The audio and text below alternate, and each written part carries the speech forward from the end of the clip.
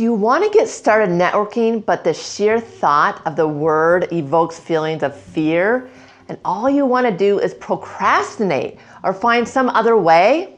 In this video, we are going to help you reframe how you think about networking and how you approach it with less fear and more confidence. So your current connections aren't getting you the job or career advancements you are seeking.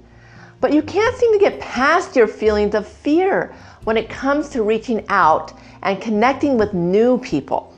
So let's spend some time addressing any fears you have about networking or developing relationships with new people. First, it is normal to have a little fear about meeting and connecting with new people. But know that all your connections and growth in networking lies on the other side of fear. Let's spend some time getting curious about why you have this fear and see if you can think about it in a different way. Start by giving yourself permission to think about networking in a new way as you go through this video. Doing networking when you already have a job is really the best time to network, as it minimizes the pressure. Most people network when they don't have a job, which causes stress and can be exacerbated by the pressure to make the right connections, combined with the fear. Just know that this is normal, and almost everyone who is out of work experiences a combination of pressure and discomfort in making new connections. So try to relax, knowing this comes with the territory and is part of the process. Looking closer at what is causing your stress and fear will actually help minimize it. Try to channel the energy that comes from these feelings as a motivator for you to start trying new things and making changes in your life. Let's start by asking, what exactly is it about networking that you don't like? Is it the idea of asking someone for help and the risk of rejection? So, how do you create the feeling of being safe when you are faced with rejections? One thing that might help is focusing on the math. I'm not a math person, but this method works for me. I try to figure out how many contacts I make until I get a quality connection, knowing that there will be a certain number of rejections until I get a good connection. The number of contacts it typically takes you to gain a quality connection is your average number. Try to learn what this number is. Then figure out how you can reduce the number of attempts and still get a match with each day. I accept the fact that there will be a certain number of people who say no or provide no responses before I get a yes. Knowing what the average number is actually helps me feel a little more safe and in control of the process. Also, telling yourself that a no means it's not really a good match for you anyway. Just allow yourself to shake it off until you find a yes. A yes means someone sees your value for the authentic and genuine self you are putting out there.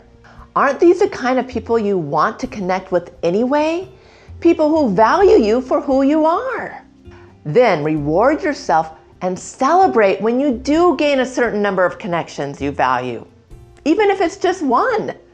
It's all right to use templated emails for structure, but do your best to remain authentic in the messages too. Trying to act like someone else will eventually backfire. Keep the belief that those who want to connect with you is a match that is meant to be. This thought should help you be real and genuine in your approach to networking, which people appreciate and respect more anyway. Being yourself will always appear more confident. It may not always be the most popular and gain the most connections, but it will gain you the connections that you need the most, which are people who value you for who you are. When someone does say no, see what you can learn from the experience. Then maintain an attitude that this was not meant to happen yet, and say to yourself, when a connection is meant to happen, it will. But note, you still have to do your part in actively reaching out and looking for connections. I use the power of positive thinking and focus on believing a connection will happen. Maybe not this time, but it will happen. And then just be all right with the wait. Tell yourself frequently, a connection is coming. You're getting closer. You will have a great connection. This type of mental attitude is like a magnetic pull for the people who want to connect with you too. Write it down on a piece of paper or post it. Put it in front of you as you do your work. A connection is coming.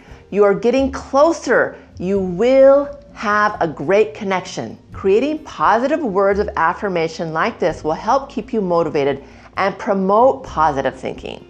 Positive thinking taps into your creative side, which comes up with strategies and solutions to make it come to fruition.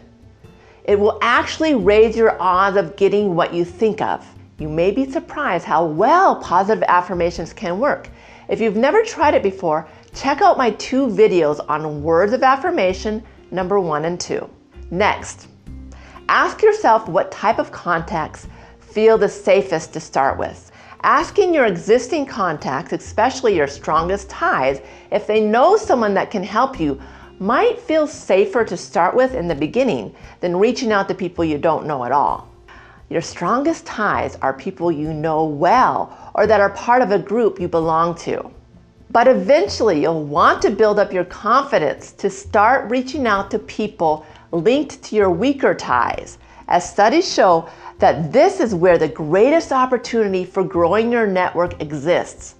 This might be people you don't know but are in your same industry. Everyone is different here, and there is no one size that fits all. Start out where you feel the safest to get some low-hanging fruit and go from there. The goal is to be moving in the right direction and aiming for the results you want. Another way to tame your jitters is to start off by offering something of value to the person you are wanting to connect with. Sharing and giving something up front feels much better than asking someone else for something in your first message. When networking online, one of the best ways to do that is by sharing something you like, or better yet, something you created that they may be interested in.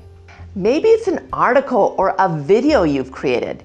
Even saying something that can make someone laugh, or sharing a funny image or article about their competitors or relatable to the industry. This all creates value. If you've gotten to know them through some of the work you've seen of them, you could offer to write a recommendation on LinkedIn or do a post that promotes something they have created. If they have a blog, a video, or podcast, you can do a little marketing for them to get noticed and then follow up to let them know what you did, or simply reference them in the post by tagging them, which is using @ followed by their name. Offering some value at the start of a connection will increase your visibility and likelihood of them helping you with something in the future. This is how relationships are formed. After you've provided something that they value and they express interest in, it will feel more natural to ask for some help in return. If they come back and tell you that they are not interested, a good tip is to ask them if there is a better time to connect later, or maybe to provide 2 referrals of someone they think might be able to help you. Returning with a different kind of ask after they have said no is a way to dig up a new opportunity instead of feeling like it's over. Most people give up after the first sign of disinterest, but pursuing a different ask if their initial answer is no may just surprise you. Asking further will certainly increase your connections and improve your numbers. Lastly, try to find something you like most about the process and focus on that. You will likely enjoy the experience more with every new contact you make. So once you get a win here, which will happen, keep reminding yourself of what's going right. Lastly, check out some of my other videos on networking and resumes. As a summary, to get past your fear of networking, try to better understand what exactly it is that is blocking you. Then try to reframe by using some of the strategies we shared in this video, such as focusing on the numbers more than the rejections, using positive thoughts and words of affirmations, and sharing something of value at the start of connecting with someone new or connecting with someone you've lost touch with. I'd love to hear your comments or likes, but even more, your subscriptions. These help support me in creating more content like this. So please don't forget to hit the subscribe and notification bell so we can stay connected. If you would like help with your fear of networking, I offer career coaching in this area. Feel free to learn more at thestorymakers.net. That's it for now. See you later.